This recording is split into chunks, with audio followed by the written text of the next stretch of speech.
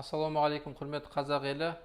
Бұл мынау есімім Нақып Бақытжан. Бүгін 27.06.2024 жыл Қазақстан Республикасы Конституциялық сотының аппараты басшысы З. Өтебаева ханымға түсірген видеоның екінші бөлімі, екінші жалғасы. Мен бұл видеода мынау әлеуметтік желінің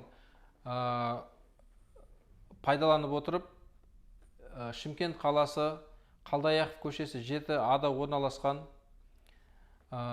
судья Қалымбетова ханымның Нақып Бақытжан Ермағанбетұлы, яғни менің Қазақстан Республикасы Конституция туралы заңның 7-ші бабында мемлекеттік тіл қазақ тілі деп жазылған, сол конституциялық құқығымды бұзды деп баяндаймын.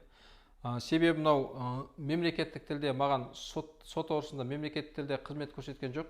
Сондықтан мынау әрбір мемлекеттік құзырлы органдардың қызметкерлері мынау қазақ тілінде ақпарат беруге міндетті. Ол тілдер туралы заңдардың баптарында жазылған. Қазақстан Республикасының аумағында Қазақстан Республикасының азаматы мемлекеттік қазақ тілінде еркін және ешқандай кедергісіз қызмет алуға құқылы деп айтылған. Ал бұл жерде мен конституциялық құқығым бұзылып тұр. 7-ші бап мемлекеттік тіл қазақ тілі мәртебесі орындалмай тұр. Сондықтан менің конституциялық құқығымды бұзды деп есептеп